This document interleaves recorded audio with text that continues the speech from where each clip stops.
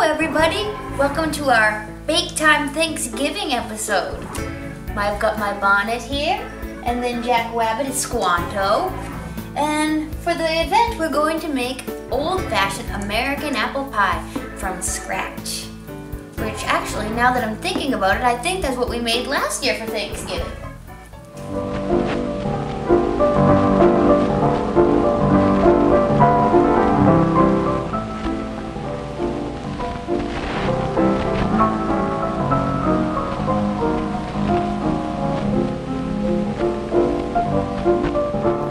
So when making our apple pie from scratch, first we're going to make our dough. You're going to want to do that maybe even a couple days before Thanksgiving. Thanksgiving Day is so hectic anyway, so why don't you just get the dough out of the way a couple days before. For that you're going to need...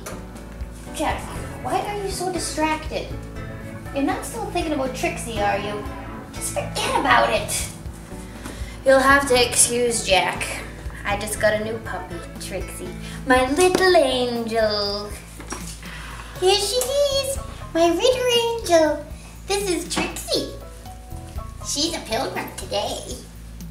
She's my little angel. Yeah. For some reason, Jack has a problem with my little baby.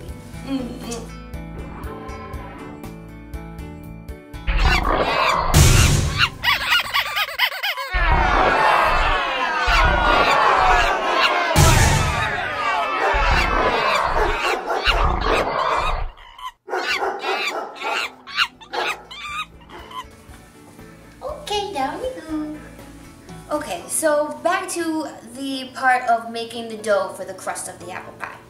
I have here on the website everything that you're going to need. The flour, the sugar, the butter, etc. Okay, as you can see here, what I've done is I've sifted my dry ingredients together into a bowl. Then I cut my butter into 1/2 inch cubes. Toss it around in the flour sugar mixture and use my thumbs to pinch it back into the flour. I mix it around, I pinch it, I mix it around, I pinch it. Now you want to do this really fast because you don't want the butter to melt. In fact, you might want to keep the butter in the freezer a couple minutes before using it. Okay, so as you can see, as you're thumbing the butter into the flour, it's starting to make flakes of flour-coated butter. Then, as it starts to come together, you pour it onto the countertop and make like a little volcano in the middle. Have your ice water nearby and add a tablespoon of ice water to the center of the volcano and spin it around and adding the dry into the wet. Take another spoonful and then add the dry into the wet. You're going to start to see it coming together, and then you're going to lightly pack it together. Don't overmix it. You don't want the butter to melt like we talked about earlier. And you're just gonna get it till it just starts to come together. Pat it into a ball, flatten it out just a little. Wrap it in some plastic wrap and put it in the fridge. Keep it in there for about 3 hours to 3 days in the fridge is fine. Okay, so while our dough is chilling in the fridge, we can get our apples ready. First you gotta peel the apples. You can use a peeler, as I started to do, but it takes too long. So I decided to use a knife. Just cut off the top and bottom and peel the skin off with the knife.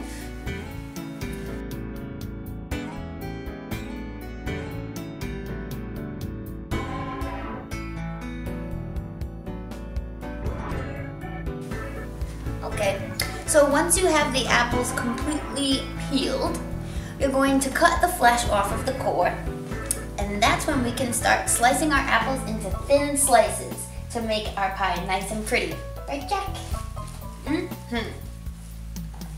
Now, if you're not going to get to using your apples right away, you can always pour some lemon juice on top of the apples to keep them from getting brown. Okay, so here we've taken our dough out of the fridge. It's been about 3 hours. And the butter is nice and hard and firm. That's what you're looking for. You really want the butter to be cold when working with it and when you bake it, because that's what causes the nice flaky texture of your crust. When the crust is in the oven, the butter evaporates and pushes the flour up to give it that nice flaky texture. Okay, so here I have my dough and it's time to start rolling. I put my rolling pin in the center of the dough and roll it in the center, not all the way to the edge. And then I turn the dough 1/8 of a circle. I put the rolling pin back in the center of the dough, roll it, not to the edges, and then I turn it again 1/8 of a turn. And I repeat this process until my shape is big enough to fit over a pie plate that I'm using. So here I have my dough in the pie plate. I'm just going to grab a fork and prick the bottom of it so that will bake more evenly in the oven. And now we're going to arrange our apple slices into the pie plate, almost formed like a pinwheel. You're going to keep the flat edges of the apple slices facing the same way all the way around.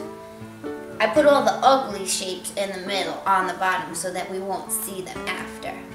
I just follow around in the pinwheel form until all of my apple slices are in there.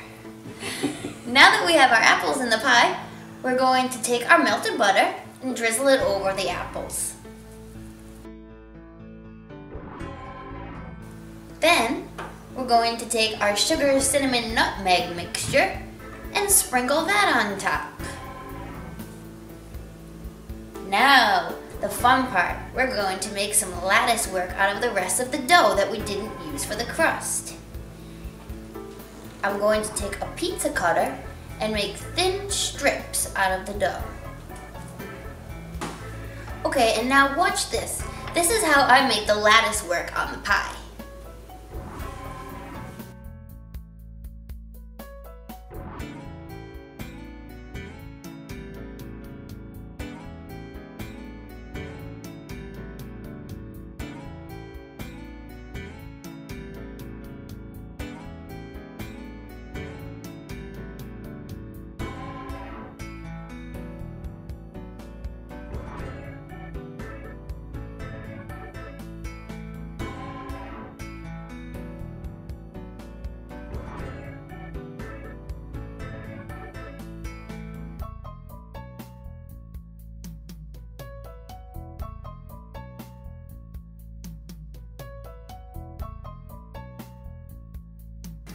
Okay, that's nice and all, but let's make this a little bit more Thanksgiving-y. I think I'm going to take the rest of the dough and make little shapes of leaves and stick those on top.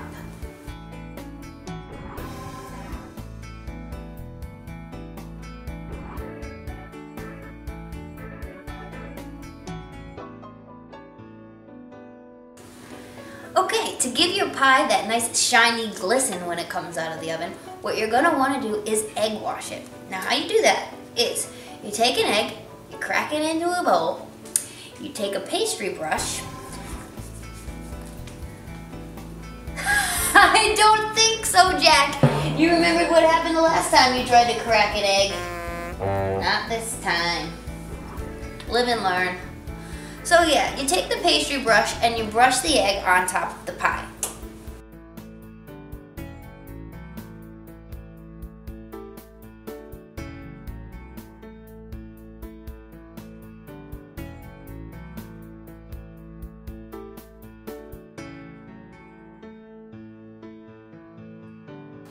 Okay, so now it's time to put our pie in the oven. I have our oven set to 475 degrees. You're just going to keep it that high for about 8 minutes. Then you're going to turn it down to 350 for about 30 minutes. Jack, could I trust you to set the timer on the pie? Okay, it's very important. All right.